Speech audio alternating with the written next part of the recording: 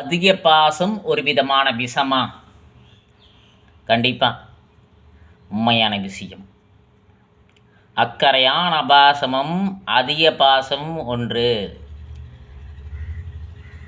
பெத்த மகள், அம்மா, அப்பா, மகளிடம் காட்டும் பாசம்.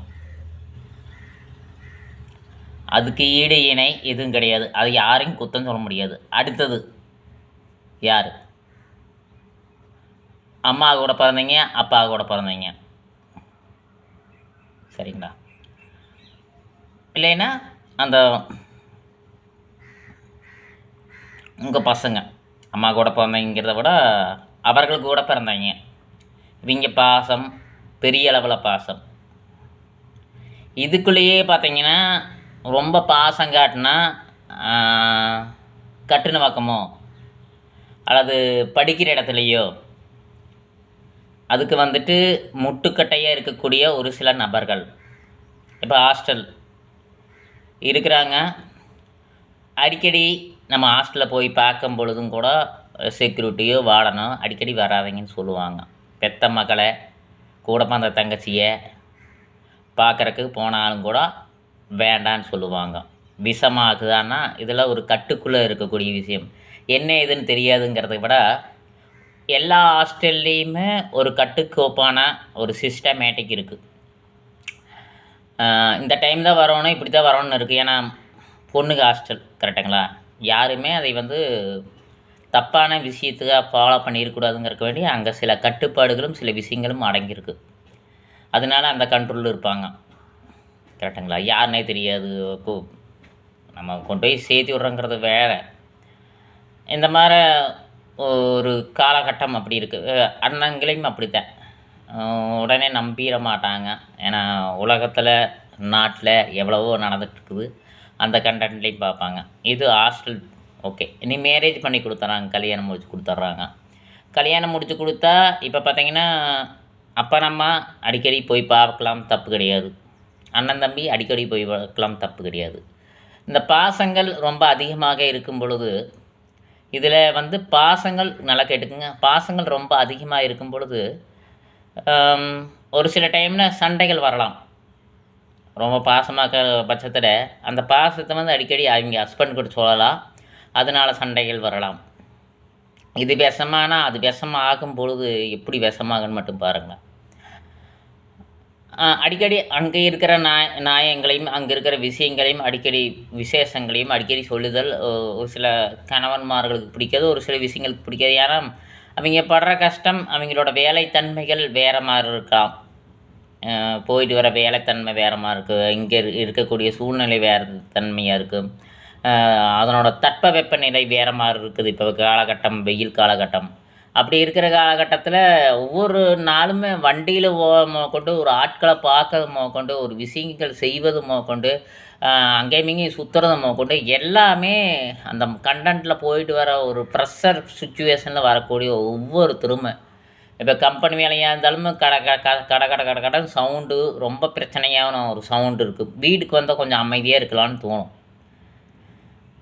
உங்கள் மனைவியும் வேலைக்கு போவாங்க, இருந்தாலும் அவங்க ஞாபகம் போல் அந்த பெத்த வீடு ஞாபகமாகவே இருக்குது.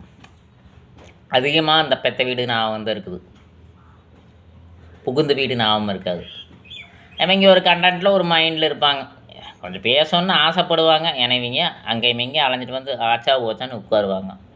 உட்காந்துட்டு கொஞ்சம் நேரம் கொஞ்சம் யோசிக்கலாம், இல்லைன்னா எதுவும் கொஞ்சம் நேரம் உட்காரலாம் அமைதியாக. ஒரு டிவிக்கு இது போட்டு பார்க்கணுனாலும் பார்ப்பாங்க. ஒவ்வொருத்தருக்கும் ஒவ்வொரு கேரக்டர் என்ன சலசலப்பாக இருந்தாலும் அந்த சலசலப்புக்கு வந்து சலசலப்பு பண்ணுவாங்க. டிவி போட்டு பார்த்துருப்பாங்க. இவங்க இடையில வந்து அந்த பெத்த வீட்டில் இருக்கக்கூடிய விஷயத்த சொல்லும்போது டென்ஷன் ஆகுது. பாசம்னா அப்புறம் நீ மேக்ஸிமம் பார்த்தீங்கன்னா பேசாதேன்னு தான் சொல்லுவாங்க. அப்பனை பற்றி பேசாத, உங்கள் ஒன்னானை பற்றி பேசாத, உங்கள் அக்காவை பற்றி பேசாத, உங்கள் அத்தை பற்றி பேசாதன்னு சொல்கிறக்கு ஆரம்பிச்சிருவாங்க. இந்த காலகட்டம்ங்கிறது வந்து கொஞ்ச நாள் அப்படியே போக போக அது வார்த்தையே சொல்ல முடியாது. எனக்கு 1000 டென்ஷன் இருக்குது, 1000 நிலைமை எனக்கு இருக்குது.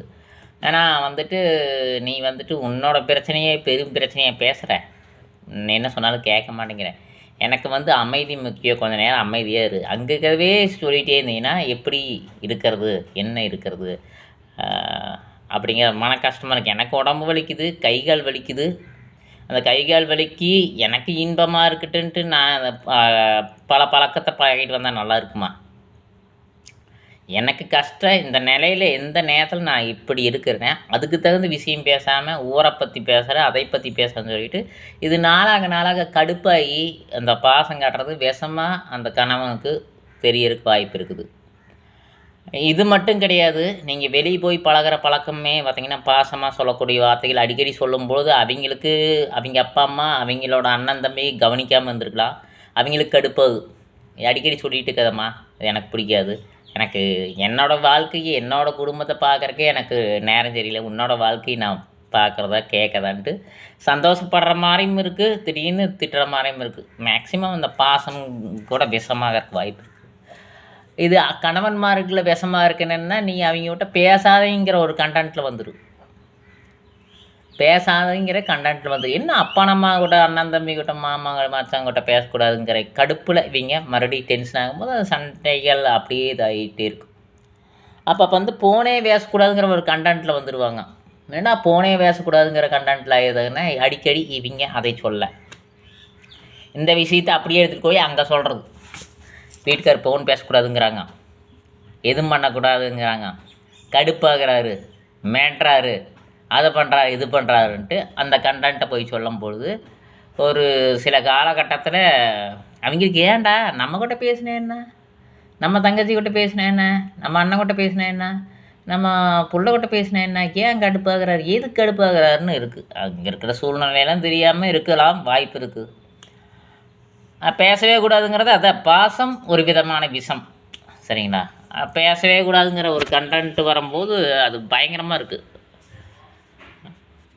என்ன சொன்னாலும் நம்பிடுறது, ஒரு மிரட்டனா நம்பிடுறது, ஒரு விஷயம் சொன்னால் நம்பிடுறது.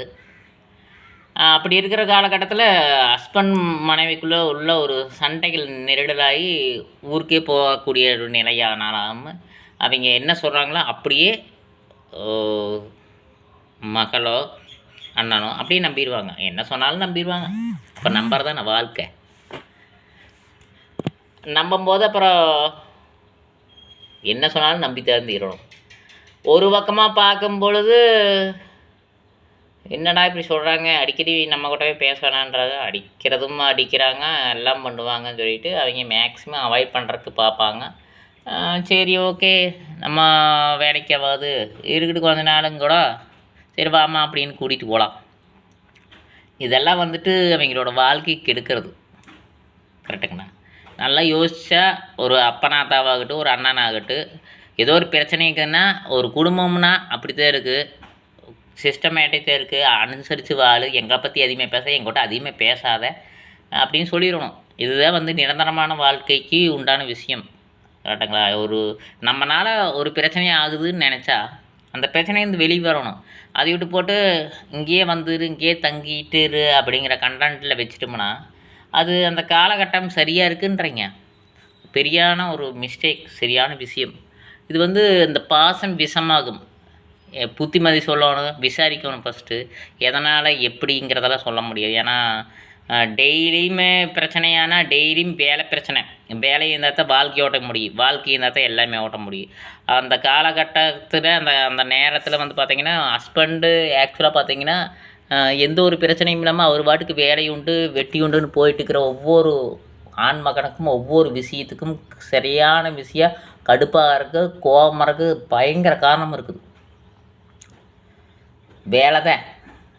நம்ம மெயினாக சோறு சாத்துக்கு போய் அவங்க அப்பனை வீட்டில் நிற்கக்கூடாது, வாடகை இல்லைன்னு அவங்க அப்பனை வீட்டில் நிற்கக்கூடாது, கடன் வச்சுட்டு கடையில் போய் நிற்கக்கூடாது, வீட்டுக்கு வந்து எவனும் நிற்கக்கூடாது. இதுக்கு காசு இல்லை அதுக்கு காசு இல்லைன்னு நினைக்கக்கூடிய ஒவ்வொரு ஆண் மகனுக்கும் உண்டான வேகமான தன்மை, கோபமின்மை, எல்லாமே கோபம் அதிகப்படுறதே இதுக்கு தான். அவங்க வீட்டை பற்றி பேசுத, அவங்க வீட்டை பற்றி பேசுத, அதை பற்றி பேச, இதை பற்றி பேச, பாசங்காட்ட, அதை பண்ண இதை பண்ண, ஃபோன் எடுத்து நோண்ட, அதையும் இதையும் பண்ணும்போது கடுப்பாவான். அந்த பாசம் அவங்க காட்டக்கூடிய பாசம் விஷமாகும். அதையும் கூட்டிகிட்டு போயிட்டு அங்கே கொஞ்சம் நாள் வச்சுட்டு ரொம்ப இது பண்ணிகிட்டே இருந்தாங்க. அது இதெல்லாம் யோசிக்கணும், யோசிக்கிறதே கிடையாது. எடுத்தாங்கவுத்தன் தான் நிறைய பேர் பண்ணுறாங்க. இந்த எடுத்தாங்கவுத்தன் பண்ணுறது என்னதை சாதிச்சிருவாங்க. அவங்க என்ன சாதிக்க முடியும்? மனதில் இருக்கக்கூடிய வார்த்தைகள் தான் ஒவ்வொன்றும் யோசிச்சு பாருங்கள், திங்கிங் பண்ணி பாருங்களேன்.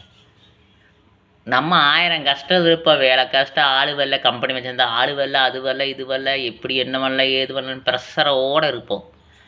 அந்த ப்ரெஷரையும் தாண்டி நம்ம வீட்டில் வந்து பாசம் காட்டுவோம். வீட்டில் என்ன இல்லை, ஏது இல்லை, மார்க்கெட்டுக்கு போகணுமா, சந்தைக்கு போகணுமா, காய்கறி வாங்கணுமா, இல்லை அங்கே போய் இது பண்ணணுமா, இல்லை இங்கே ட்ரெஸ்ஸு இல்லையா அதை பார்க்கணுமா, இல்லை வண்டி பிரச்சனையா வண்டி பார்க்கணுமா, இல்லை இதெல்லாம் இருக்குதுல்ல. வண்டி பிரச்சனை வண்டி பார்க்கணும், போகிற வர வழி பிரச்சனை, அவன் பிரச்சனை இவன் பிரச்சனை, அவன் கொட்ட போகணும் இவன் பிரச்சனை, ஒரு ஒரு ஏதோ ஒன்று பொதுவான விஷயம் பேசும்போது பொதுவான விஷயத்தை இடையில் உள்ள வரவனோட கண்டென்ட்டு எல்லாத்தையும் பார்த்துட்டு இருக்கும்போது வீட்டுக்கு வந்து அமைதியாகவே இருக்க தோணும். கொஞ்சம் நேரம் சீத்தை பேசலான்னு பார்த்தா ஃபேமிலி பற்றி பேசும்போது ஃபோனை பண்ணி அங்கே சொல்ல இங்கே சொல்ல அதை பண்ண இது கடுப்பாகிட்டே இருக்கும். மனுஷனுக்கு பேசவே வேண்டாம் தான் சொல்லுவாள். பேசவே வேண்டாம் சொல்லக்கூடிய ஒரு தருணத்தில் இங்கே அடிக்கடி சொல்லும்போது ஒரு மிரட்டலோ ஒரு கோவத்திலேயோ ஒரு அடி அடித்தாவோ அதை போய் அப்படியே சொல்லும்போது அவங்க அப்படியே அட்டாச்சாக நம்பி நீ இங்கே இருக்கும் வேண்டாம் ஒன்று வேண்டாம் கூட்டிகிட்டு போயிடுவாங்க. இதை கூட்டிகிட்டு போய் என்னத்தை சாதிக்க முடியாதையே, அதை எதுக்கு அப்படி கூட்டிகிட்டு வராங்கன்னு தெரியல. நிறைய பக்கம் நடந்துருக்குது. அதை ஒன்றும் சாதிக்க முடியாது. என்ன சாதிக்க முடியும்? அப்படியே இருக்க வேண்டியதுதான். கூட்டிகிட்டு போனால் ஓகே, யார் கூட்டிகிட்டு போகிறாங்க யார் கோச்சிட்டு போகிறாங்க அவங்க தான் வரணும். அவங்க ஹஸ்பண்டெல்லாம் போக மாட்டார்ல, போவாங்களா? நீ கோச்சிட்டு போனேன்னு நீ தான் வரணும், நானே எதுக்கு வரணும்? இந்த சிஸ்டமேட்டிக்கே தெரியதில்லை. இந்த விஷம் வந்து பாசம் வந்து எப்படி விஷமாகுங்க, ஒரு வாழ்க்கைக்கு எடுக்கக்கூடிய விஷமாகுது. ரொம்ப பாசம் இது புருஷன் தண்ணி அடிச்சுட்டு அங்கே இங்கேயும் சத்தம் போடுறானா, பக்கத்து வீட்டில் வம்பு இழுக்கிறானா, இல்லை ஊர் வம்பு இழுக்கிறானா, இல்லை வீட்டில் சாப்பாடு ஓடுறதில்லையா, கடன் வாங்கி ஊரசத்தையும் கடன் வாங்கி வச்சுக்கிறானா, இல்லை எப்படி இருக்கிறா, ஏன் பிரச்சனையாகுது, எதுக்கு பிரச்சனையாகுதுன்னு தெரியாமல் விசாரிக்காமையே சில விஷயங்கள் செய்கிறது. விசாரிக்காமையே தப்பு தப்பாக பேசுகிறது, விசாரிக்காமையே எதையும் சொல்கிறது. மைண்டை ஓடணும் என்னதான் பிரச்சனைங்கிறத பார்க்கணும். ஒரு வீட்டில் சண்டை ஏற்படுதுன்னா அந்த சண்டையில் ஒரு சண்டையா, என்ன சொன்னாலும் நம்பிக்கிறேன்னா சண்டையில் ஒரு சண்டையா, எவ்வளோ விஷயம், எவ்வளோ வாழ்க்கை தத்துவம், எவ்வளோ விஷயம், எவ்வளோ அடங்கி இருக்கக்கூடிய ஒவ்வொரு சூழ்நிலையும் வெவ்வேறு விதமாக இல்லை வாழ்க்கை போயிட்டுருக்குது. ஒரு தண்ணி எடுக்க தண்ணி இல்லைன்னா பிரச்சனை, வண்டி இல்லைனாலும் பிரச்சனை, வண்டி இல்லாமல் 3 மாதம் 4 மாதம் எவன் வண்டியும் வாங்காமல் இருக்கிறதும் பிரச்சனை. அதையும் வச்சுட்டு எவங்கிட்டும் வண்டி வாங்கக்கூடாது, நம்ம வாங்கி வண்டி ஓட்டினா தான் அது நல்லதுன்னு சொல்கிறது ஒரு பிரச்சனை. எல்லாத்தையும் தாண்டி ஒரு வீட்டில் ஒரு சாந்தமான ஒரு நிலையில் இருக்கும்போது அவங்க வீட்டை பற்றி பேச, அதை பற்றி பேச, இதை பற்றி பேச, ரொம்ப அதிகாரமாக பேச, பாசம் காட்டுறாங்கிற பேரில் பேசும்போது அது அடிக்கடி பிரச்சனை வந்துகிட்டே தான் இருக்குது. அதுக்கு என்ன வேணும்னா பெத்த அம்மா அப்பாவது அண்ணன் தங்கச்சியில் கொஞ்சம் பார்த்து சேதானமாக உன்ற வாழ்க்கை பாருமா, இந்த பாசம் எங்கேயும் போகும், இந்த பாசத்துக்கு கூடவே தான் இருக்குது, உன்ற கூடவே தான் இந்த பாசம் இருக்குன்னு சொல்லணும். அப்பப்போ பேசுங்க. வீட்டுக்கார் இருக்கிறாரா, நிறையா பக்கம் வீட்டுக்காரர் இருக்கிறாருன்னா ஃபோனே பண்ணுறதில்ல. நிறையா பக்கம் எனக்கு எங்கள் சொந்தக்காரர் நிறைய பேர் வேலையிலேருந்து வந்தானே ஃபோனை கட் பண்ணிடுவாங்க.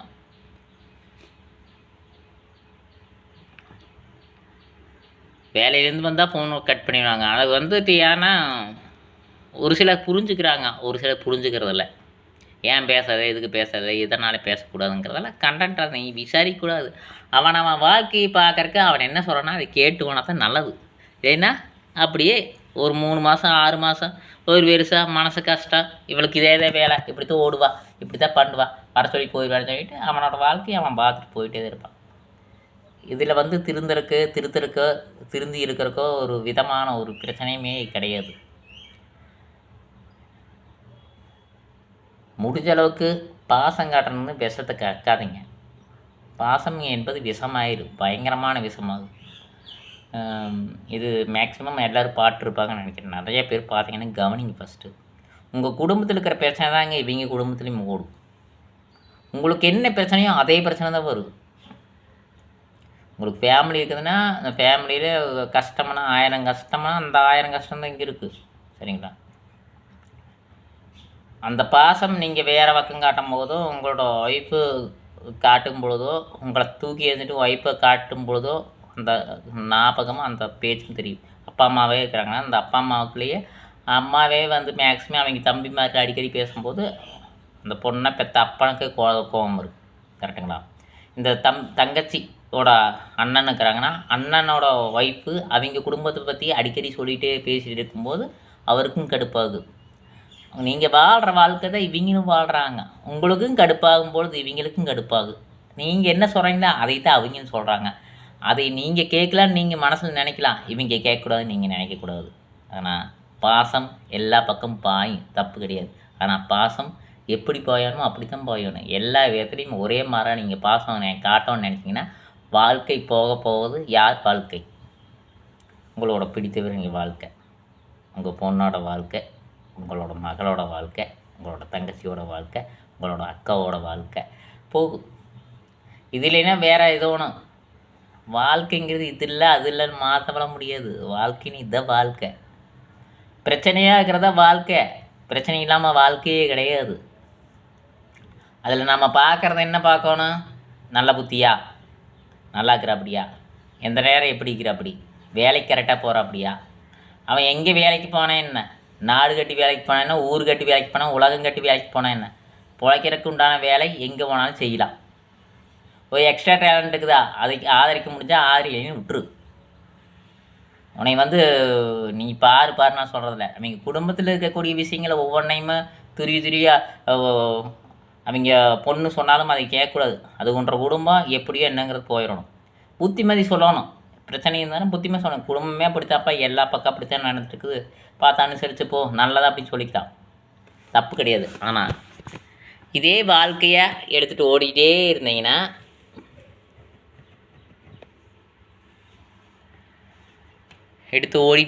ஓடிட்டே இருக்க வேண்டியதுதான். பாசத்தை பெரும் பாசமாக காட்டி காட்டி விஷமாக உங்களது சொந்தமே உங்களுக்கு விஷமாக மாறும் தருணம் பல்வேறு விதமான தருணம். தாங்கவே முடியாத வாழ்க்கையை நீங்களே தன்னைத்தானாக கெடுத்து கொள்ளக்கூடிய ஒரு விஷயமான ஒரு சொல். அப்பனா தான் பாசம், அண்ணன் தம்பி பாசம். அப்பனா தான் எங்க கூட விட்டுருவாங்க. அண்ணன் தம்பி மட்டும் பாசம் காட்டினாங்கன்னவே கடுப்பு தான் அது. அது பார்க்காம பேசாமல் புரியாமல் கூட்டிகிட்டு போகிறதோ அதையும் இதையும் பண்ணுறதோ செம்ம கடுப்பாகுது. உனக்கு என்ன வாழ்க்கை என்ன நிலைக்குதோ அதே நிலை தான் இவங்களுக்கு இருக்குது. உனக்கு என்ன இருக்குதோ அதே இருக்குது. நீ எக்ஸ்ட்ரா டேலண்ட் இல்லாமல் தான் அவங்களுக்கு எக்ஸ்ட்ரா டேலண்ட் இருக்கும்போது அவங்க எந்த வழியில் அவங்க போகிறாங்களோ அந்த வழியில் போவாங்க. மாப்பிளமாக இருக்க இதையெல்லாம் நீ கண்டுட்டு இப்படித்தான் இருக்கணும் அப்படித்தான் இருக்கணும்னா முடியாது. அவளுக்கு வாழ்க்கை இங்கே போனால் தான் அம்மையே நான் வெளிநாடு தான் போகணும், வெளியூர் தான் போகணும், வெளியே போய் தான் போய் தான் தீரணும். அதுக்குன்னு நீ போங்க நாங்கள் இங்கே வச்சுக்கிறோன்னு வச்சுக்க வேண்டியது. அப்புறம் கல்யாணம் மூச்சு கொடுக்கவும் தேவையில்லை, ஒருத்தும் பண்ண தேவையில்லை. இது என்ன வாழ்க்கையா என்ன? ஒழுக்கமாக இருக்கிறாரா? தப்பான சவகாசம் வச்சுக்கிறப்படியா? தப்பான பழக்கம் இருக்குதா? எந்த பழக்கமும் இல்லையா? வேலைக்கு போகிறாரா? சரியாக இருக்கிறாரா? அப்படிங்கிற பட்சத்தில் அதெல்லாம் நிறைய விஷயம் சொல்லித்தரணும். எங்களை பற்றி அதிகமாக பேசாத, எதுவும் பண்ணாத, நீ பாட்டுக்கு நீ உன்ற குடும்பத்தை பார்த்துட்டு அப்போ தான் வாழ்க்கை வளரும் சொல்லி கொடுத்தாத அது நல்லா இருக்குது. அதை விட்டு போட்டு நாங்கள் தான் வாழ்க்கை, நாங்கள் தான் பாசமாக இருக்கணும், நீ பாசம் காட்டினீங்கன்னா அந்த பாசம் வேஷமாகிட்டு போயிட்டே இருக்கும். அவள் வாழ்க்கையே முடிஞ்சிடும். இந்த வாழ்க்கை முடியறதுக்கு என்ன காரணம்? நீங்கள் தான் காரணம். கரெக்டுங்களா? நான் சொல்கிறது பிடிச்சிருந்தா லைக் பண்ணுங்கள், ஷேர் பண்ணுங்கள், சப்ஸ்கிரைப் பண்ணுங்கள். நிறைய பேர்த்தோட கருத்து, நிறைய விஷயம் அனுபவப்பட்ட கருத்து, சும்மா சாதாரணமாக நான் சொல்லிடல. நிறைய பேர்த்தோட கருத்துக்களை தான் சொல்கிறேன். தேவையில்லாத இன்வால்வ் ஆகக்கூடிய அவங்க குடும்பம், தேவையில்லாத அதிகமாக அக்கறை எடுக்கக்கூடிய குடும்பம், அண்ணன் செய்கிற அது செய்கிற எல்லாமே ஒரு மாமா வராரு அப்படிங்கிற கண்டென்ட்டில் அப்படியே நெருங்கி பாசமாகிட்டு அப்பாவுக்கும் கூட முக்கியத்துவம் கொடுக்காத பசங்க குழந்தைகளெல்லாம் இருக்குங்க. அதுலேயும் கடுப்பாகுது. பாட்டி வந்தால் போதும் ரொம்ப பாசமாக பேசக்கூடிய ரொம்ப குழந்தைங்க. அவங்க மாமா வந்தால் போதும் கேக்கு வெட்டலாம். அப்பா வரலைன்னா கேக்கு வெட்டாட்டி பரவாயில்ல, அப்பா எங்கேயோ போயிட்டார், வெளியே போயிட்டார், மாமா இருக்கும்போதே வெட்டலாம். அது ஒரு பாச பிணைப்பு. ஏன்னா அதுவும் பாசங்கிறது விஷமாகும். எல்லாமே பார்த்து வாழ்க்கை அனுசரிப்பு தன்மை இருக்கணும். சரிங்களா? அனுசரிப்பு தன்மை இல்லாமல் எதுவுமே நடக்காது. ஆனால் பார்த்து நிதானமாக வாழ்க்கை கையாளுறதை பார்க்கணும். இல்லைன்னா வாழ்க்கையை எந்த அளவுக்கு சீரடிக்கும். இப்போ இருக்கிற காலகட்டத்தில் எதுவுமே பழக்கம் இல்லாதவங்களால் கிடைக்காது. சரிங்களா? அவங்களுக்கு ஏதோ ஒரு பொண்ணு கிடைக்கலாம், ஏதோ ஒன்று பண்ணி போகலாம். ஆனால் இந்த வாழ்க்கை எப்படி இருக்கணுமே, பல வருடங்கள் பல காலங்கள் 5 முதல் 10 வருடம் வாழக்கூடிய ஒவ்வொரு தம்பதியினருக்குமே ஒரு முக்கியமான விஷயம் இது. அவங்க வாழ்க்கையை அவங்க வாத்துக்கு வாழ்ந்துட்டு போயிட்டு இருக்கிற ஒரு சில தருணத்தில் இடையில இடர்பாடு, இடையில் ஏற்படக்கூடிய சங்கடங்கள் அந்த பொன் வீட்டை சார்ந்து நிறைய வரும். சங்கடங்கள் நிறைய வரும். கம்முன்னு அவங்க வேலை பார்த்துக்கிட்டு 5 வருஷம் நல்லா இருந்தான்னா 5 வருஷம் அந்த பிரச்சனை இல்லாமல் அவங்க சாவகாசம் இல்லாமல் அவங்க டச் இல்லாமல் இருக்கும்போது நல்லா இருந்தோம். 5ங்கிறது 8 வருஷம் நல்லா இருந்தோம். 2 வருஷம் தொடர தொல்லை, 1 மாதம் தொடர தொல்லை, 10 நாள் தொடர தொல்லைன்னா அந்த தொல்லையை வெளியே எடுத்துகிட்டு தான் வெளியே வந்து விட்டுருங்களேன். நம்மளால் வாழ்க்கை கெடுது இந்த பிள்ளைக்கு, இந்த பாசத்தினால வாழ்க்கை கெடுதுன்னா அந்த பாசத்தினால் ஒரு பாசம் எவ்வளோ நாளுக்கு அந்த பாசத்தை காட்ட முடியும்? கல்யாணம் மூச்சு கொடுக்குற வரைக்கும் தான் பாசம், ரொம்ப நெருங்கிய பாசம் தம் பிள்ளைன்னு இருக்குது. கல்யாணம் மூச்சு கொடுத்தா அது உன் பிள்ளை கிடையாது, அடுத்தவன் பொண்டாட்டி. இப்போ அடுத்தவன் பொண்டாட்டிங்கும் போது அதனோட பாச பிணைப்புகள்ங்கிறது என்ன? எல்லாத்தையுமே விசாரிக்கணும், எல்லாத்தையுமே பார்க்கணும். வரலைன்னா போச்சா, எல்லாம் போச்சா. நிதானம் முக்கியம். பாசம் விஷமாக ஆக்காதீர்கள். குழந்தை பிறந்தால் ஒன்றும் பிரச்சனை, குழந்தை பிறக்கலினாலும் நீங்கள் இடைஞ்சல் பண்ணலாம். இடைஞ்சல் பண்ணாலும் பிரச்சனை உங்களுக்கு தான். உங்கள் பொண்ணோட வாழ்க்கை, உங்களோட அண்ணன் தங்கச்சியோட வாழ்க்கை, அக்காவோட வாழ்க்கை தான் போகும். கல்யாணம் முடிஞ்சு குழந்தை இருந்தாலும் பிரச்சனை உங்களுக்கு தான். எப்படி இருந்தாலும் தள்ளி கொடுத்து தட்டி கொடுத்து தான் போகணும். ஆனால் சரக்கு அடிக்கிறவன், தம் அடிக்கிறவன், அங்கே அந்த பழக்கம் இந்த பழக்கம் இருக்கிறவன் அவனோட வாழ்க்கையிலேயே உள்ளே வந்து என்ட்ராகிறதுல கம்முன்னு போயிடுறாங்க. எதுவுமே பழக்கம் இல்லாத ஒருத்தனை வந்துட்டு அவன் பண்ணுறது சரி ரைட்டுன்னா சொல்கிறதுக்கு ஒரு தகுதி, ஒரு அருகதை வேணுமில்ல. அவன் குடும்பத்தை அவன் பாட்டு இருக்கும்போது கம்முன்னு விலகி போகிறது நல்லது. என்ன பிரச்சனை ஏது பிரச்சனைங்கிறதெல்லாம் இருக்கட்டு, அந்த வீட்டில் வந்துலாம் ஒரு அட்வைஸ் பண்ணலாம், இப்படியெல்லாம் இப்படி எங்கெல்லாம் வர வேலையை வச்சுக்காத அப்படின்னு சொல்லிட்டு போகலாம். எனக்கு நான் பார்த்துக்கிறேன் அப்படிங்கிற ஒரு கண்டென்ட்டை ஒரு வெறியெல்லாம் எடுத்துகிட்டு போனால் இது என்ன வாழ்க்கையை வாழ்கிறதுக்குண்டான விஷயமா, இல்லை வாழ்க்கையே வேண்டாம், அவளோட வாழ்க்கையே வேண்டாம்னு சொல்லிட்டு அப்படியே வச்சுக்கிறதா? ஒரு நாய் உலகம் என்னாச்சு இருக்கா? உனக்கு தங்கச்சிங்கிற பாசம், உனக்கு மகங்கிற பாசத்தவே வச்சுட்டு இருந்தீங்கன்னா அவளோட வாழ்க்கை எப்படி வாழ்கிற, அவளுக்கு என்னத்தை கற்றுக் கொடுப்பேன், என்ன சொல்லிக் கொடுப்பேன், என்ன அர்த்தம் சொல்லிக் கொடுப்பேன், என்ன நார்மலாக அவங்க பழகுவாங்க, இதெல்லாம் என்ன ஒரு விஷயம்? வாழ்க்கைக்கு எடுத்து நீ ஒரு வாழ்க்கையை நான் அமைச்சு கொடுக்க முடியுமா? கல்யாணம் முடிச்சு கொடுக்க முடியுமா? ஒரு நல்ல வாழ்க்கைக்கு எடுத்தது கல்யாணம் முடிச்சு கொடுக்குறது என்ன வாழ்க்கை எது? சில அட்வைஸ் பண்ணி தான் அனுப்புவோம்னா கோவிச்சிட்டு கூட்டிகிட்டு போகிறது நீயே. உனக்கு அட்வைஸ் பண்ணி அனுப்புகிற அளவுக்குன்னு நீ வந்துட்டு கேட்கணும் என்ன நாயே என்ன தர்மங்கிறது. நியாயம் இருந்தாலும் சரி நியாயம் இல்லாட்டியும் சரி வாழ்க்கை வாழ்கிறதுக்கு கட்டி கொடுத்தாச்சு. கொஞ்ச நாள் இருக்க வச்சுட்டு சரி வீட்டில் சொல்லி கொண்டு வந்து விட்டுட்டு பார்த்து இங்கேயும் சொல்லி பார்த்து நேரம் பண்ணுங்க. அடிக்கடி இந்த மாதிரி பிரச்சனை வரக்கூடாதுன்னா நீங்கள் பிரச்சனை பண்ணாமல் இருங்க. ஃபஸ்ட்டு நீங்கள் கரெக்டாக வராமல் இருந்தீங்கன்னா பிரச்சனை இல்லைன்ட்டுருவாங்க. அவ்வளோ அப்போ மூஞ்சி கொண்டு எங்கே வச்சுக்கிறோம்? கொடுமையாக படுத்தக்கூடிய கணவன்மார்கள் இருக்கிறாங்க. அதை 4 பக்கம் விசாரிக்கும் போது இப்போ தெரியும் இவங்க என்ன பேசுகிறாங்க, வீட்டில் என்ன பேசுகிறாங்க கரெக்டாக கவனிக்கணும். பாசத்தை பற்றி தான் பேசுகிறாங்க, பரிவை பற்றி தான் பேசுகிறாங்க, அப்பனாத்தாவை பற்றி பேசுகிறாங்க, ஊரை பற்றி பேசுகிறாங்க, என்னை பற்றி பேசுகிறாங்க, என்னோடய குழந்தையை பற்றி பேசுகிறாங்க. அதெல்லாம் விஷயம் கிடையாது. அதை பற்றியெல்லாம் பேசவே கூடாது. பொண்ணும் அவங்க வீட்டை பற்றி பேச, பையனும் அவங்க வீட்டை பற்றி பேசாமல் இருந்தாலே பிரச்சனை பாதி பிரச்சனை சரியாயிரு. எவன் சொன்னால் கேட்குறான், எவன் சொன்னால் கேட்குறான். இந்த பிரச்சனை வர காரணமே அதுதான். பல கேடு கெட்ட புத்தி பல விஷயங்களை ஆராய்ந்து பேசக்கூடிய ஒவ்வொருவருக்கும் சொல்லக்கூடிய விஷயம். ஒரு ஆண்மகன், ஒரு ஆண், அவனுக்கு பல்வேறு விதமான பழக்கம் இருக்கும்போதே தள்ளி கொடுத்து போகும் பெண் வீட்டார் குடும்பம்.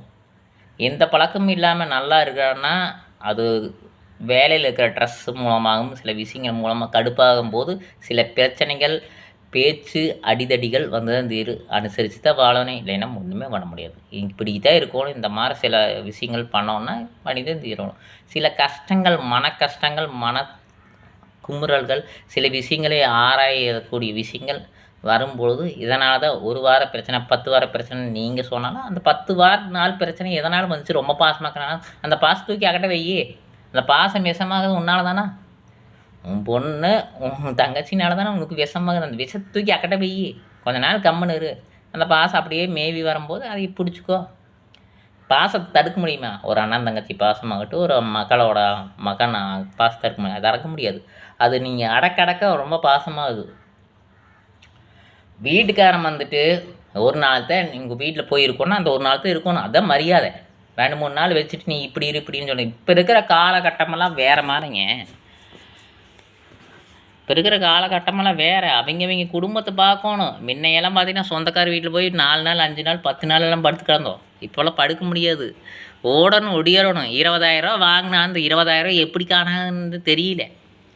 அப்போ இருக்கிற காலகட்டத்தில் ஒரு விஷயமா ஒரு வயசானவங்க கல்யாணம் முடிச்சுமே பொண்டாட்டி ஊருக்கு போயிட்டான்னா அந்த வயசானவங்களோட நிலைமை என்ன இருக்குது? அவங்ககிட்ட போய் சாப்பாடு கொடு, துவைச்சி கொடு, கொஞ்சம் அனுசரி, வீட்டில் இரு, கொஞ்சம் வீட்டை பார்த்து கவனிச்சுக்கோ அப்படின்னு சொல்லிகிட்டு இருக்க முடியுமா? இப்போ இருக்கிற காலகட்டத்தில் போனால் ஒரு நாளில் வீட்டுக்கு வந்து சேரணும். யாருதான் இருப்பாங்க? ஒரு தங்கச்சி வந்து இருக்குன்னு ஆசைப்படலாம், அக்கா வந்து இருக்குன்னு ஆசைப்படலாம், ஒரு அண்ணன் வந்து இருப்பாங்களா? தங்கச்சின்னா வேலைக்கு போக மாட்டாங்க, வீட்டில் இருப்பாங்களா? அப்படியா? டெய்லி வேலைக்கு போனால் தான் அவங்களோட நிலைமையும் அவங்களோட சில விஷயங்களையும் கையாண்டு வச்சுட்டு நம்ம பண்ண முடியும். எல்லோரும் வேலைக்கு போய் தான் தீரணும். மனப்பிரச்சனையா, குடும்ப பிரச்சனையா, மன கஷ்டமா, அங்கே போனால் கஷ்டப்படுறாங்களா, இங்கே போனால் கஷ்டப்படுறாங்களா, வீட்டிலேருந்து ஒரு மாறாகுதா, டிவி பார்த்துட்டேருந்து ஒரு மாறாகுதா, சமைச்சிட்டேருந்து ஒரு மாறாகுதா, மைண்டு ப்ரெஷரா, அதை பண்ணுறோமா இதை பண்ணுறோமா, எல்லாத்துக்குமே வேலை தாங்க மெயின். டாக்டரே வேலை செய்ய சொல்கிறாங்க. நீ கால் அடிபட்டுச்சுன்னு வச்சுக்கோங்க, அந்த கால் அடிபட்டு அந்த கால் சரியாகலைனாலும் கூட நீவ கூடியவன் வேலைக்கு போக சொல்கிறாங்க. எதுக்கு? அது அப்போ தான் அந்த இடத்துல வலிக்குன்னு தெரியும். அப்போ தான் நீவ முடியுமாம்மா. டாக்டர் எதுக்கு வேலைக்கு போக சொல்கிறாங்க? எல்லாத்து கூட பேசினது தான் அந்த ரிலாக்ஸ் கிடைக்கும். நீ மட்டும் வீட்டிலே இருக்கணும்னு ஆசைப்பட்டா, உன் தங்கச்சி மட்டும் வீட்டில் இருக்கணும்னு ஆசைப்பட்டா, வேலைக்கு போகிறத கட்டி கொடுத்தோம்மான்னு யோசிச்சா? இப்போ வேலைக்கு தாங்க போகணும். வேலைக்கு போகலின்னு எதுவுமே நடக்காது, எதுவுமே நடக்காது. அவன் வந்துட்டு ஒரு ஃபேமிலியை ரன் பண்ணிவிட்டு எந்த ஒரு கடனும் இல்லாமல் எப்படியோ வாழ்க்கையை ஓடிட்டு இருக்கிறான்னா அந்த வேலைக்கு 2 பேர் வேலைக்கு போனால் தான் வாழ்க்கையை ஓட்ட முடியும். 2 குழந்தை குட்டி இருக்குது, அவங்களும் வேலைக்கு போவாங்க. ஒரு சிலர் புரியாமல் வேலைக்கு போகாமல் இருக்கலாம். அவங்களும் வேலைக்கு போய் தான் இந்த ஹீரோனை ஒரு 20,000 சம்பளமாக எப்படி போடுறேன் வீட்டில் 2 குழந்தை பார்க்க முடியும். 20,000 சம்பாதிச்சா கொஞ்சம் நெருக்கி எல்லாத்தையும் நெருக்கி பண்ணுறேன்னா என்னமே நெருக்கி பார்த்தா 10 குறையாத்தான் இருக்குது. நீ கடன் வாங்கி எத்தனை ஒரு வாடகை கொடுக்குறது, எத்தனை நாள் தான் கடன் வாங்கி கொடுப்பேன் வாடகையை? ஒருத்தருக்கு உடம்பு சரியில்லை, அந்த ஒரு உடம்பு சரியில்லைங்கிறக்கு வேண்டி இன்னொருத்தருக்கு கூட இருந்து பார்க்காத முதற்கொண்டு எல்லாமே சிரமம் தான். 1 மணி நேரம் 2 மணி நேரம் போய் ஏதோ ஒரு குழச்சோம்னா தான் அதுக்கு உண்டான வருமானம் சன்மானம் மாதிரி அதை வச்சுட்டு நீ குடும்பத்தை ஓட்ட முடியும், அதை வச்சுட்டு பண்ண முடியும். அப்படியே வச்சுட்டு 3-4 மாதம் வச்சுட்டு அந்த காசை அப்படியே எகிரிட்டே போச்சுன்னா அது கடந்தேன். நீ வேலைக்கு போகிறதே பார்த்தீங்கன்னா காசு இல்லாமல் வேலைக்கு போகிற உடம்பு பிரச்சனை, கைகால் பிரச்சனைன்னு போய்தான் தீரணும். நானெல்லாம் பார்த்தீங்கன்னா எனக்கு தெரிஞ்சு 5 வருஷம் 6 வருஷம் தொடர்ந்து வேலைக்கு போய்க்கிறேன். 1 வருஷம் வேலைக்கு லீவ் போடாமல். லீவ் போட்டால் முடிஞ்சுது. 250 செலவு இல்லை, 500 செலவாகுது. வீட்டிலேருந்தே ஏகப்பட்ட செலவு. வெளியே போனால் நிம்மதி, மனசு பிரச்சனை இல்லை, குடும்ப பிரச்சனை இல்லை, நம்ம பாட்டுக்கு வேலையை பார்த்துட்டு மன நிம்மதியும் இருக்குது. இந்த பல நேரத்தில் பல விஷயத்தில் பலரும் யோசிக்கிறதே அந்த அந்த பொண்ணை பெற்ற அம்மா அப்பா அண்ணன் தம்பிகள் யோசிக்கிறதே கிடையாது. இதெல்லாம் இருக்குது. ஏதோ ஒரு செலவுக்கு தள்ளிட்டு போகட்டுமே, ஒரு வாடகை தள்ளிட்டு போட்டு, ஏதோ ஒரு குடும்ப செலவை தள்ளிட்டு போட்டு. இப்போ 500 சில்லறை வேணும்னா 2 நாள் இருக்காது. அது எங்கே போகணும் தெரியும். ஒரு பஸ்ஸுக்கு போயிட்டு வர, கோயம்புத்தூர் போயிட்டு வர 200 ஆயிடுது. அப்புறம் ஏதோ ஒன்று கடைக்கு போகிற 100 காலியாகிடுது. ஒரு பெட்ரோல் அடிக்க 100 காலியாகிடுது. இப்படித்தான் 500 முடிச்சா எங்கே ஓடுன்னு தெரியாது. நீ வாங்குகிற சம்பளம் மாதம் 2000 எப்படி ஓடும்? 500 எடுத்து வைக்கலாம். 500 சந்தைக்கு மார்க்கெட் செலவு, 500 முடிஞ்சுது. அப்புறம் மற்ற செலவெல்லாம் புருஷன் சம்பாதிக்கிறேன்னா அதில் ஏகப்பட்ட ஒரு சில இஎம்ஐ இருக்குது, ஒரு சிலர் வாடகை இருக்கலாம், ஒரு சில கேபிள் கணக்கு இருக்குது, ஒரு சில பேப்பர் கணக்கு இருக்குது, ஒரு சில வந்து பார்த்திங்கன்னா வண்டி பெட்ரோல் கணக்கு இருக்குது. ஒரு நாளைக்கு டெய்லி 200 ரூபாய்க்கு பெட்ரோல் அடித்தா தான் வாழ முடியும். சாப்பாடு செலவுக்கு எங்கே போய் நிற்குது? 20,000 சம்பாதிக்கிறதுக்கு பத்து. அப்போ வந்து வீட்டில் ஒய்ஃபு சப்போர்ட் பண்ணால் தான் முடியும். குழந்தை இல்லாமையே, குழந்தை இருந்ததுன்னா அந்த 20,000 பத்தாது. 20,000 பத்தாது. நீ ஒய்ஃபும் சம்பாரித்து அந்த காசையும் போட்டு மறுபடியும் கடன் வாங்குவாங்க. ஒரு குழந்தைய கவர்மெண்ட் ஸ்கூலில் படிக்க வைக்கிற வரைக்கும் ஓகே. ப்ரைவேட் ஸ்கூலில் படிக்கணும், நல்லா நாலேஜ் இன்க்ரீஸ் பண்ணணும், நிறைய கற்றுக்கணும். ப்ரைவேட் ஸ்கூலில் விட்றாங்கன்னா அந்த ப்ரைவேட் ஸ்கூலில் கூடிய அமௌண்ட் எங்கே போய் எடுப்பேன்? கடன் வாங்கி தான் போடுவாங்க. கடமே வாங்க வேண்டான்னா உழைக்கணும். கண்ணு ஒன்று தெரியாமல் உழைக்கணும். பொண்டாட்டி கூட சேர்ந்து சப்போர்ட் பண்ணித்தாயே ஆகணும். இப்போ இருக்கிற காலநிலை எப்படி முடியாது. நீ இப்படித்தான் போகக்கூடாது, வீட்லேயே உட்காரன்னா மண்டு மூளையை ஒன்றுமே இருக்காது, களிமண் ஆயிரு. மூளையில் ஒன்றுமே இருக்காது, களிமண் ஆயிரு. வேலைக்கு போய்தான் தீரணும். இப்போ இருக்கிற காலகட்டத்தில் வேலை தான் மெயின். நீ 2000 கொண்டு வா, 3000 கொண்டு வா, 5000 கொண்டு வா, எத்தனையோ கொண்டு வா. அது ஏதோ ஒன்று தள்ளிட்டு போகும், ஏதோ ஒரு செலவை தள்ளிட்டு போகட்டுமே. ஏதோ ஒன்று செலவை தள்ளிட்டு போட்டு வாரத்தில் ஒரு நாள் நான்வெஜ் இருக்கும். இப்போ நான்வெஜ் 1000 ரூபா இல்லாமல் எடுக்க முடியுமா? சிக்கன் சாப்பிட்லாம், சிக்கன் சூடுங்கிறாங்க. இப்போ மட்டன் சாப்பிடணுன்னா ஒரு 1000 ரூபா வேணும். வாரம் 1000 ரூபாய்க்கு எடுத்து சாப்பிட முடியுமா? இல்லை கடன் வாங்கி சாப்பிடணுமா? கடன் வாங்கி சாப்பிட நினச்சிருக்குதா? வாய்க்கு ருசியாக கஷ்டப்படுறது வயிற்றுக்கு வேண்டிம்பாங்க. வயிற்றுக்கு வேண்டி மட்டும் கிடையாது, எல்லாத்துக்கும் வேண்டியிருந்தேன். நீ போடுற ட்ரெஸ்ஸு முதற்கொண்டு, நீ பேசக்கூடிய விஷயம் முதற்கொண்டு, நீ கற்றுக்கக்கூடிய விஷயம் முதற்கொண்டு, நீ வண்டி ஓட்டுறது முதற்கொண்டு, நீ போகிற இடத்த முதற்கொண்டு, நீ சாப்பிட்ற இடம் முதற்கொண்டு எல்லாமே தீர்மானிக்கிறது காசு. வயிற்றுக்கு வேண்டி மாட்டேன். ஒரு சான் வயிற்றுக்கு வேண்டி தான் கஷ்டப்படுறோமா? வாழ்க்கையில் முன்னேறக்கு, அதை பண்ணா இதை பண்ணா, ஒரு வெற்றி ஆகிறதுக்கு எல்லாத்துக்குமே ஒரு லட்சியத்துக்கு வேண்டி பாடக்கூடியது மனிதன். வயிற்றுக்கு வேண்டி மட்டும் கிடையாது. சொல்லுவாங்க, ஒரு தான் வயிறு தானே சாப்பிட்றோம், வயிற்றுக்கு தான் அத்தனை சம்பாதிக்கிறாங்க, பல கோடீஸ்வரர் ஆகிறாங்களா.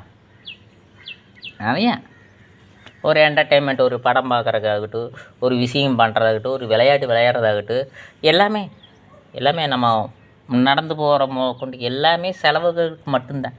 அப்படி இருக்கிற காலகட்டத்தில் பல்வேறு விதமான செலவு தள்ளிட்டு போயிட்டே தான் இருக்குது. இந்த குழந்தை இருந்ததுன்னா, குழந்தை பிறந்தானா ஏகப்பட்ட கமிட்மெண்ட்டு.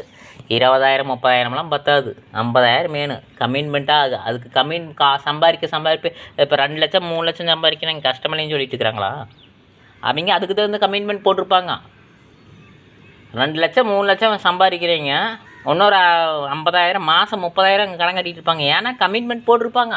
இந்த வாழ்க்கை போகுது இப்படின்னாலும் நினைக்க மாட்டாங்க. அதில் இன்வெஸ்ட் பண்ணி ஒரு குழந்தைக்கு இன்சூரன்ஸ் போடுறதோ, இல்லைன்னா ஏதோ ஒரு ஸ்கூலில் ஃபீஸ் கட்டுறதோ, ஒரு சில விஷயங்கள் நல்லா நம்ம படித்ததை விட, நம்ம படித்தோமா படிக்கலையா அதை விட நம்ம குழந்தை நல்லா படிக்கணும்னா அவங்களும் நல்லா படிக்க வச்சுட்டு போயிட்டுருப்பாங்க. அந்த கடன் வாழ்க்கை போயிட்டே தான் இருக்குது. இதுக்கு வேலை முக்கியம், லைஃப் முக்கியம், பிரச்சனை முக்கியம். இந்த பிரச்சனை இப்படித்தான் வரும். இந்த பிரச்சனைங்கிறது இதுதான். வேலைக்கு போ, நிம்மதியாரு, அளவான குடும்பம், பல்கலைக்கழகம்பாங்க. அதுக்கு என்ன பண்ணணும்? 2 பேர் வேலைக்கு போனால் தான் வாழ முடியும். ஒருத்தர் வாழ்க்கையில் ஒன்றுமே பண்ண முடியாது. அப்படியே சரி கடை அப்படின்னு சொல்லிட்டு இருந்தால் அவனோட வாழ்க்கையில் என்ன பண்ண முடியும்? ஒரு 2,000 வீடு, தேவைப்பட்டால் ஏதோ டைம் ட்ரெஸ்ஸு, தேவைப்பட்டால் நான்வெஜ்ஜு, தேவைப்பட்டால் அப்பப்போ பேசிய ஒரு சிரிப்பு, ஒரு புன்னகையா, ஒரு 15,000 20,000 சாதாரண ஒரு மனிதன் வாழ்க்கை நிலை அப்படித்தான். ஒன்று ஒரு 10,000 கூட வரும்போது, குழந்தை இல்லாத போது கொஞ்சம் சந்தோஷ பிரியமாக, வீட்டில் சந்தோஷ பிரியமாக பேசலாம், பழகலாம், சிரிக்கலாம், ரொமான்ஸ் பண்ணலாம், அங்கே இங்கே போகலாம், ஒரு கோயிலுக்கு குளத்துக்கு போகலாம், அதை பண்ணலாம் இதை பண்ணலாம், அவ்வளோதான். ஒரு 30,000 2 பேர் இருக்கக்கூடிய ஒரு சூழ்நிலையில் ஒரு 2,000 2,500 அதில் ஒரு 6 ரூபா 5,000 6,000 சேமிப்பு எடுத்து வைக்கலாம். இந்த 24,000 செலவாயிரும். எப்படி செலவாகுமோ தெரியாது. அப்படியே நான் 10,000 கொடுத்து வாழ்க்கை ஓட்டுவேண்ணா, ஓட்டலாம். எந்த ஒரு கடனும் இல்லாமல், எந்த ஒரு விஷயமும் இல்லாமல் இருக்கும். வண்டி எடுத்து 200 காலியாகுது. வெளியே ஏதோ ஒரு விசேஷத்துக்கு போனால் காலியாகுது. ஏதோ ஒரு விசேஷம் வரும், மாதம் 4 விசேஷம், 2,000 மொய் போயிடும். அங்கே போயிட்டு வர செலவு அங்கே ஒரு 2,000 4,000 போயிடும். முடிஞ்சுதா? அப்பப்போ ஆசைக்கு பாசத்துக்கு ஏற்படக்கூடிய மீனோ சில்லியோ பிரியாணியோ இதுக்கு ஒரு மாதத்துக்கு 1,500 எடுத்து வைக்கணும். ஏன்னா வீட்லேயே எல்லாத்தையும் செஞ்சு சாப்பிட முடியாது. அப்பப்போ அந்த வாய் நாக்கு எதோ ஒன்று கேட்கும். ஒரு சின்ன சின்ன சில்லறை ஐட்டம், ஸ்நாக்ஸ் ஐட்டம், நொறுக்கு தீனி, இன்னும் பல ஏகப்பட்ட விஷயம் ஏகப்பட்ட விதத்துக்கு தேவைப்படுது, சாப்பிடுவோம். ஓகேங்களா? இதுதான் பண்ண முடியும்னு தெரியாது. இப்போ நம்ம ஒருத்தர் ட்ராவலிங் பண்ணுற பஸ்ஸில் கோயம்புத்தூர் வரைக்கும் 100 ரூபாய் ஆகுது. சரிங்களா? அது அந்த தாகத்துக்கு வேண்டி சாப்பிட்டா 150 ஆயிடும். 2 பேர் போகும்போது அவங்களுக்கு நொறுக்கு தீனி சில விஷயங்கள் வாங்கி கொடுக்கும்போது, ஹஸ்பண்ட் ஒய்ஃபெல்லாம் போகும்போது நொறுக்கு தீனி அது இதுன்னு வாங்கி கொடுக்கும்பொழுது 150 300 ஆகும், 500 ஆகும். ஒரு ட்ராவலிங்க்கு 500 செலவாகுது. இன்னும் நிறைய செலவு. சரிங்களா? அது மட்டும் கிடையாது, பெட்ரோலுக்கு மட்டும் கிடையாது, வண்டி அடிக்கடி ரிப்பேர் ஆகிட்டே இருக்குது. அந்த ரிப்பேர் ஆனால் என்ன பண்ணுறது? வண்டி அடிக்கடி ரிப்பேர் பழுதாகிட்டே இருந்ததுன்னா மாதம் 4000ங்கிறது 6000 ஆகுது, 10,000 ஆகுது. ஒரு சிலருக்கு வந்து தண்ணி வந்துட்டு ஓகே, நல்ல தண்ணி கிடைக்குது. ஒரு சிலர் அதே கேன் வாட்டர் வாங்குறாங்க. அது ஒன்று. சிலிண்டர் பிரச்சனை, அடுப்பு பிரச்சனை, எல்லாமே குடும்பமே பிரச்சனை தான், வாழ்க்கையே பிரச்சனை தான், எல்லாமே இருக்குது. அதுக்கு வந்து இருவர் வருமானம் கண்டிப்பாக முக்கியம். ஒருவர் வருமானம் அவனோட வாழ்க்கையில் சாதாரண ஒரு சந்தோஷம், ஒரு புன்னகை மட்டும்தான். இது எல்லாம் புரிஞ்சால் அப்பனா தான் ஒரு நல்ல புத்திக்கு சொல்லிக் கொடுக்கலாம். அண்ணன் தம்பி நல்ல புத்தி சொல்லிக் கொடுக்கலாம். இல்லை ரொம்ப பாசம் காட்டி ரொம்ப விஷமாக காட்டினா உனது பொண்ணு நீயே வீட்டோட வச்சுக்க வேண்டியதை. கஷ்டப்பட்டு ஏதோ ஒன்று சண்டை பிடிச்சி கோச்சிட்டு வீட்டுக்கு போனால் வந்து திரும்பி வர்றது அவங்களோட வேலை. உனக்கு அட்வைஸ் பண்ணுறேன், இதெல்லாம் பண்ணக்கூடாது அதெல்லாம் பண்ணக்கூடாதுன்னு இல்லை, நீ சொல்லி அனுப்பிச்சி விடு. ஃபஸ்ட்டு நீ பாசம் காட்டாது நிப்பாட்டு. ஃபஸ்ட்டு ரொம்ப பாசம் காட்டினீங்கன்னா பிரச்சனை தான். கரெக்டு தானுங்க? ரொம்ப பிரச்சனை, பாசம் காட்டினே பிரச்சனை தான். புரியாத பாசம் அதெல்லாம். புரிஞ்ச பாசம்னா அப்படி இருக்காது. புரியாத பாசம் காட்டினா விஷமாயிரும். பாசம் விஷமாகறதுக்கு மெயினாக அவங்களோட குடும்பம் தான் காரணம். பெண்ணை பெற்ற பொண்ணை பெற்ற குடும்பம் தான் காரணம். நல்லா இருக்கக்கூடிய ஒரு பையனை, நல்லா இருக்கக்கூடிய ஒரு நிலையில் இருக்கக்கூடிய பையன், எந்த பழக்கமும் இல்லாத ஒரு பையனுக்கு ஒரு வாழ்க்கை துணை அமைஞ்சிருக்கும் போது அவங்களோட பாசம் விஷமாக மாறப்படுவது அவங்க பெண்ணோட குடும்பத்தார் மட்டும்தான், அது யாருனாலையும் கிடையாது. நான் சொன்னது பிடிச்சிருந்தால் லைக் பண்ணுங்கள், ஷேர் பண்ணுங்கள், கண்டிப்பாக ஷேர் பண்ணுங்கள். ஒரு நல்ல விஷயம் நினைக்கிறேன். சரிங்களா? நன்றி.